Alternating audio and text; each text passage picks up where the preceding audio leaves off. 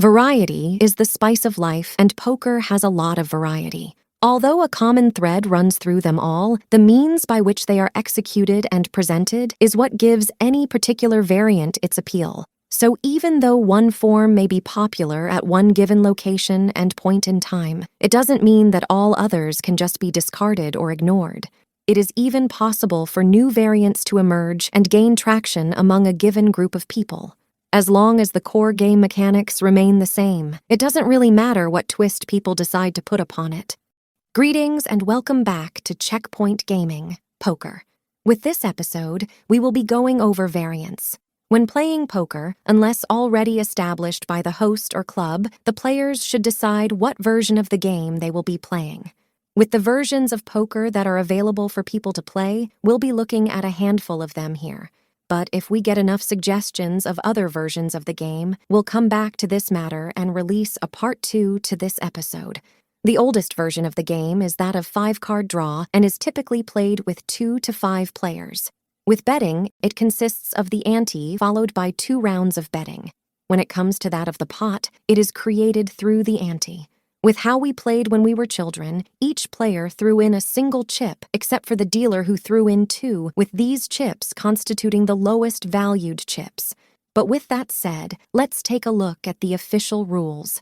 The first player found to the dealer's left is to put in the first blind, which is known as the small blind. From there, the second player found to the dealer's left is to put in the second blind, which is known as the big blind. The reason why they're called the small blind and the big blind is that the small blind is a smaller bet when compared to that of the big blind. And the reason why they're called blinds is because they're made without the players knowing what cards they are going to receive. Each player will receive 5 cards face down and can discard or draw up to 5 cards after the first round of betting. In order for a player to claim the pot, they will have to possess the highest hand at the showdown. The first round of betting starts with the player that is found to the left of the player who made the big blind.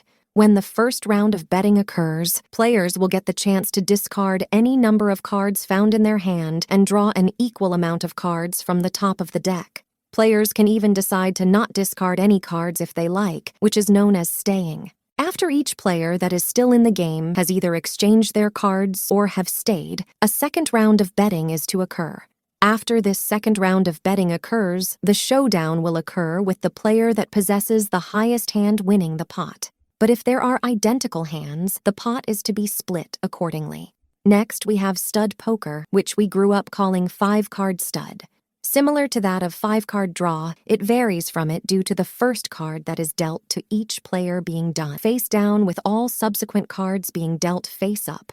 With the initial dealing of cards, the first card is dealt face down to each player, with the second card being dealt face up. Regarding the remaining 3 cards, they're dealt out in subsequent rounds. Each player is able to look at their own down card when dealt. Regarding the first face-up card, the player that possesses the highest card will get to bet first. But if they decide to check, then gameplay will proceed on to the next player and so on. But if one of the other players makes a bet, then each player that checked will have to call, raise, or fold when play returns to them. For every player that didn't fold, they will receive another card, face up, with the best face-up hand going first. As long as there are at least 2 people still in play, this process will continue until each player possesses 1 face-down card and 4 face-up cards. If the showdown is reached, then each player will show their hand and a winner determined. With 7-card stud, it is similar to that of 5-card stud, except that 7 cards are dealt through multiple rounds instead of 5. With the initial dealing of cards, the first 2 cards are dealt face down to each player, with the third card being dealt face up. Regarding the first face-up card, the player that possesses the lowest card and suit will get to bet first. This is the only time where suits will play a role during the game, with the order of sequence, from highest to lowest, being that of spades, hearts, diamonds, and clubs. From there, dealing and betting will occur as described under 5-card stud, with the highest valued hand going first for each round of betting thereafter. But if there's ever a tie between the players regarding the highest hands, then the player found closest to the dealer's left will go first. With the dealing of the seventh and final card, it is dealt face down to each player who is still in the game, with betting occurring based upon the best hand that is found in the visible cards. But if the situation arises where there aren't enough cards left to give each player their final card, then one community card is to be placed face up in the center of the table and is to be shared by all of the remaining players. When it comes time for the showdown, the player that possesses the highest 5-card hand from the 7 cards that they're dealt will win the pot. With 7-card stud, there are some variants to it as well. First, we have 7-card stud low. The player that possesses the highest card by suit is required to make the first bet, with each subsequent player deciding if they are going to call, raise, or fold. In each subsequent turn, the player with the lowest hand will initiate betting. But if there's ever a tie between the players regarding the lowest hands, then the player found closest to the dealer's left will go first. Play and betting will occur as described earlier with standard 7-card stud. It is worth noting that if a player receives their final down card that should have been dealt to another player, will have to keep it if it was intermingled with their other down cards, or there was the possibility that they looked at the card's value. The player who was missed will have to be given the next card in the deal. Second, we have 7-card stud high. The player that possesses the lowest card by suit is required to make the first bet, with each subsequent player deciding if they are going to call, raise, or fold. In each subsequent turn, the player with the highest hand will initiate betting. But if there's ever a tie between the players regarding the highest hands, then the player found closest to the dealer's left will go first. Play and betting will occur as described earlier with standard 7-card stud. It is worth noting that if a player receives their final down card that should have been dealt to another player, will have to keep it if it was intermingled with their other down cards, or there was the possibility that they looked at the card's value. The player who was missed will have to be given the next card in the deal. Third, we have 7-card stud high-low. With this version of the game, it is similar to that of what has already been described, but with the following alterations. The players will get to create the hands that are highest and or lowest value using 5 of the 7 total cards. There is also no qualifier needed. There is no declaration during play if someone is going for a high or low hand. When it comes time for the showdown, the pot is to be split between that of the highest and lowest qualifying hands. For split limit or structured games, the lower limit will apply on the first 2 betting rounds unless an open pair exists. But with the final 3 betting rounds, only the higher limit is allowed to be made. If playing 7-card stud high-low 8 or better, in order for a hand to qualify as the lowest value hand, the player will have to have created a hand that possesses a card that is no higher than that of an 8. If the dealer is going to run out of cards before all of the active players possess a complete hand, then the following process is to be used. Instead of dealing an individual card out to each player, then they will burn a card, followed by dealing out a common card for all of the players to use. If only a few of the players are sharing a common card, then no more betting is to occur. If there aren't enough cards to deal out a common card, or the common card is the last card of the deck, then the dealer will shuffle the burn cards, followed by dealing out a common card. From there, action will start with the hand that possesses the highest card that is the last face-up card. With split 8 or better, a qualifier of 8 or better is needed in order to be considered for the lower half of the pot. The low card, as measured by suit, will initiate betting during the first round. Regarding the ace, it counts as a high card for this purpose. Fourth, we have Texas Hold'em. It is able to be played with 2 to 10 players and consists of 4 betting rounds. Each player receives 2 cards which are to be kept secret, with the other 5 cards dealt face up in the center of the table and are shared by all of the players. During the showdown, the player with the highest hand will win the pot. Before any cards are dealt, the pot is to be formed through an ante. The first player that is found to the dealer's left is to put in the first bet, which consists of the small blind. From there, the player found to this player's left is to put in the second bet, which consists of the big blind. From there, each player is dealt 2 cards face down, which are known as the private cards. With the first round of betting, the player found to the left of the big blind player will go first by either calling, raising, or folding. When this round of betting comes to an end, the first 3 community cards are dealt face up and placed into the center of the table with the second round of betting to occur. This round is also known as the flop, and it starts with the player found to the dealer's left. When that round of betting is over, the 4th community card is dealt face up, starting the 3rd round of betting. In addition to this, the betting in this round is double that of the previous round. Once that is done, the 5th and final community card is dealt, and the last round of betting is to occur.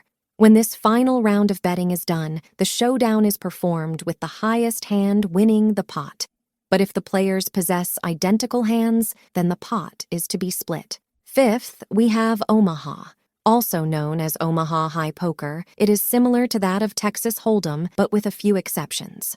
First, each player is dealt 4 cards face down instead of 2.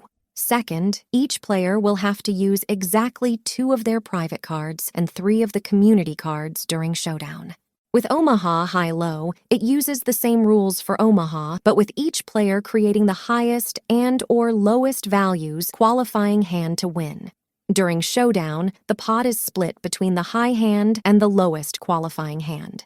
If playing Omaha High-Low 8 or better, in order for a hand to qualify as the lowest value hand, the player will have to have created a hand that possesses a card that is no higher than that of an 8.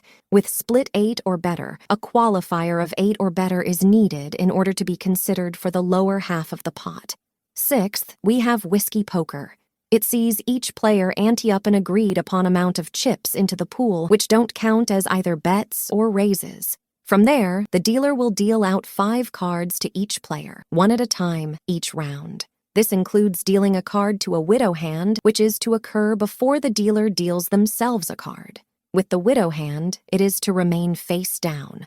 Once play begins, each player, starting with the player found to the dealer's left, has the chance to exchange their hand for that of the widow, which will then be placed face up upon the table.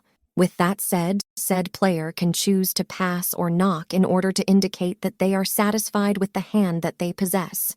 But if a player takes the widow, then any following player will be able to exchange any one of their cards for any one of the cards found in the now exposed widow.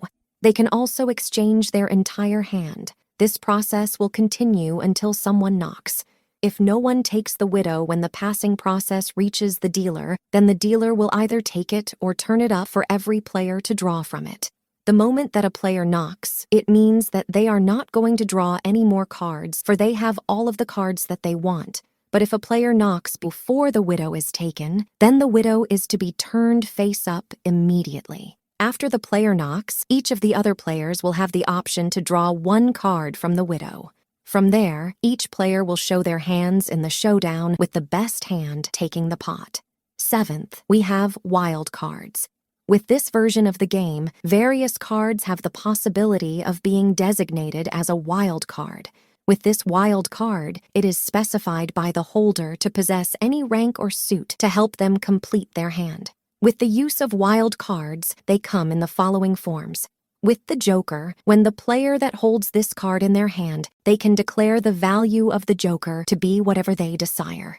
With the Bug, it is when the Joker is used, but its wildness is limited where it will only count as an ace, a card of any suit so that a flush can be made, a card of any rank so that a straight can be made, or a card of any rank and suit so that a straight flush can be made.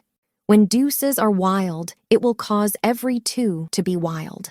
There are even times when a joker is included into the deck so that a 5th wild card is available. It is worth noting that the number of wilds that are found in the hand won't diminish its value. When it comes to that of one-eyed cards, they consist of the King of Diamonds, the Jack of Spades, and the Jack of Hearts. When the one-eyed cards are declared wild, it typically consists of the jacks with the king rarely being selected. But with that said, all 3 cards can be used in this situation. Finally, we have the lowest hole card acting as a wild when it comes to that of stud poker, while the lowest card found in the player's hand acting as wild when it comes to that of draw poker. When said card is designated, it is limited to every card of that given rank found in the player's hand, not the same card rank for that of every other player. 8th, we have jackpots. With this version of the game, no player is able to open the pot for purposes of drawing cards or to make a bet unless they hold a pair of jacks or better. Anyone who possesses this hand can open with any betting amount that is within the betting limit. Once the pot has been opened, play will continue as normal with the other players being able to draw or not, provided that they put in the necessary amount to call the opening bet. With the player who opened a jackpot will have to place their discard under the chips found in the pot, while none of the other players are allowed to put their discard there. Sometimes, jackpots is played with only 2 players anteing up with one of them being the age. With both antes, they are withdrawn without playing of their hands, with the next pot being that of a jack. Another approach is to make the first deal of the game be a jack with a buck being placed into the pot along with the chips. The winner of the pot will also take the buck, and when it comes to said player engaging in dealing, the hand is to be that of a jack with the buck being placed into the pot, once again with the winner of the pot also taking the buck. This repeats itself as the game progresses. It is also possible for the players to agree that if a hand is unusually strong is shown during a call, the next deal is to be a jack. It is even possible for the entire round to be jacks. And if no one is able to open a jackpot, then each player is to put in a single chip of the lowest value, with dealing being passed to the next player. This will continue until someone is able to open, and a player isn't obliged to open even if they possess an opener. However, if they pass, then said player can't come in and open if all of the other players decide to pass. When it comes to betting, the opener has the option of going first. If they decide not to, then the player found to their left will. If a raise occurs before the opener draws, then the opener will have to show their entire hand to the table. But if the opener drew cards, is still in the pot, but will not bet or raise, then the opener will only need to show the initial cards before the draw. If the opener possesses a pair along with 4 cards of a flush or straight, then the opener has the option to split their pair in order to draw for a stronger hand. The opener's discard will always be placed under the chips found in the pot, but this doesn't make them obligated to announce the interest in splitting. But if the opener doesn't possess the necessary qualifications to open, then the opener's hand is dead and will forfeit whatever they put into the pot if they discover the error before they draw. Those who bet on a false opening will go on and play for the pot as if it was a legitimate open, and if the false opener doesn't discover their mistake until after drawing cards, then they will have to ante up for all of the other players during the next jack. But if they play their pat hand and the other players draw cards, then the opener won't have to perform this penalty. 9th, we have High Chicago and Low Chicago. With both of these versions, they are able to be played along with any stud high game. With High Chicago, which is simply known as Chicago, it sees the player that possesses the highest face-down spade receiving half the pot. With Low Chicago, the player that possesses the lowest face-down spade receives half of the pot, with the ace of spades constituting as the lowest spade. But if the player that possesses the highest hand also possesses the highest and lowest face-down spades, then they will receive the entire pot since they have won both sides of the bet. 10th, we have Follow the Queen. With this version of the game, it is a 7-card stud game that employs a wild card during gameplay. When determining this wild card, it is the card that is immediately dealt face-up after any queen is dealt face-up during the dealing process. In the event that the final face-up card is dealt is a queen, then all queens are considered to be wild. But if none of the face-up cards are queens, then there is to be no wilds in play for that given hand.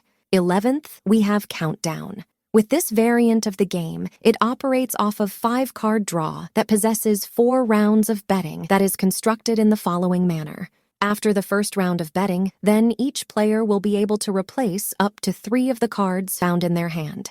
After the second round of betting, each player will be able to replace up to 2 cards found in their hand. After the final round of betting, each player will be able to replace a single card found in their hand. After the final round of betting, any players that haven't folded will engage in the showdown with the highest hand winning. And when players replace cards from their hand, they'll have to pay a cost into the pot in order to do so for every card that they replace, and this card cost doubles each round of play. 12th, we have 5-0 Poker. This version of the game is played by only 2 players, where both players will have to play 5 hands simultaneously, where each hand consists of 5 cards. With 4 of the 5 cards that are found in each hand, they are placed face up. Once all 5 hands have been dealt out, there is to be a single round of betting, with the winner being determined by each hand being matched to the corresponding hand of the opposing player. The player that possesses the stronger hand found in 3 or more of these pairings will be deemed the winner unless one of the players folds during the betting round. But if a player manages to beat their opponent with all 5 of their hands, then it is known as a 5-0 win. And 13th, we have Dealer's Choice. With Dealer's Choice, it gives the dealer the right to name what form of poker is to be played, designate the ante, if wilds are to be used, and what the maximum limit is to be when it comes to that of wagering during any given round. But with that said, the dealer can't require one player to ante more than that of any other player. But if a game such as Jackpots is selected and no one opens up the betting, then the same dealer will deal again with everyone anteing up for the new hand. Before ending this episode, there is a related game that we'd like to touch upon here. It is known as Guts, which is a family of games that is a cousin to that of poker instead of actually being a variant of it. This family consists of a hand that is of 3 cards or less, uses a similar ranking system for its hands, and it possesses multiple rounds of betting. We'll cover this family of games further down the road, but if enough support is given, we'll do what we can to address it sooner. And with that said, this will bookend the main series pertaining to how to go about playing the game poker. We hope that you found this to be helpful and allowed you to better understand how to go about playing the game. As time progresses and any updates get put out for the community, we will return to these episodes and update them accordingly to better reflect the changes that have been made to the game. With the nature of Checkpoint Gaming, we want to present the most up-to-date version of the game as possible to those who wish to play. So with that said, we hope you enjoyed our series pertaining to how to go about playing poker. If you liked this episode, feel free to give it a like, and if you want to stay up to date on any future episodes we upload, go ahead and subscribe. You can also support us on Patreon for as little as $1 a month at patreon.com/checkpointgaming. See you in the next episode, and happy gaming.